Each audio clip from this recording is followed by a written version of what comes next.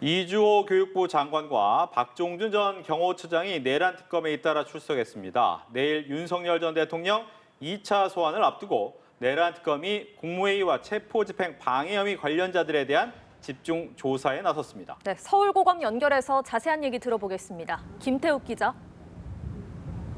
네, 이주호 교육부 장관과 박종준 전 경호처장이 조금 전인 오후 1시 50분쯤 내란특검 사무실이 마련된 이곳 서울고검에 잇따라 출석했습니다.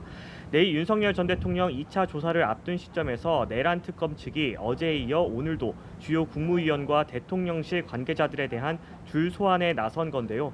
이 전 장관에게는 국무회의와 관련해 조사를 받으러 온 게 맞는지, 박 전 처장에게는 체포영장 집행 방해와 비화폰 삭제 관련 조사를 받으러 온 건지 등을 묻는 질문이 이어졌지만 모두 대답 없이 건물 내부로 들어갔습니다.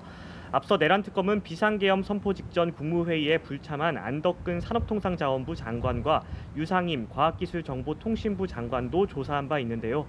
이들과 같이 계엄 해제 국무회의에만 참석한 이주호 장관에게도 국무회의 소집 과정과 경위에 대해 조사할 것으로 보입니다. 박 전 처장을 상대로는 체포영장 집행 방해 혐의와 비화폰 기록 삭제 지시 여부 등에 대해 캐 물을 것으로 보입니다. 내란특검이 윤 전 대통령에게 통보한 출석 시간은 내일 오전 9시입니다.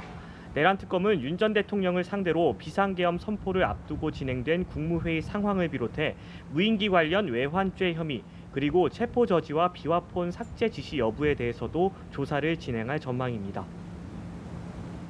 네, 김 기자, 김건희 의혹 특검은 조금 전에 브리핑을 진행했죠.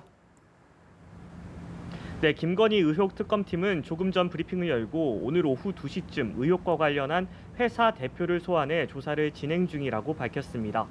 또 압수물 분석과 함께 관련자 조사를 신속하게 병행하고 삼부 토건이 최근 사무실을 이전한 것과 관련해 증거 인멸 여부도 확인할 예정이라고 설명했습니다.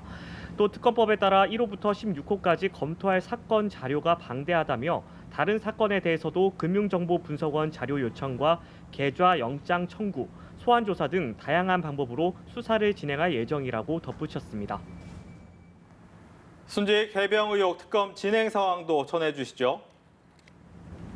네, 순직 해병 특검팀은 다음 주 월요일 오전 10시 30분에 김계환 전 해병대 사령관을 불러 조사할 계획이라고 밝혔습니다.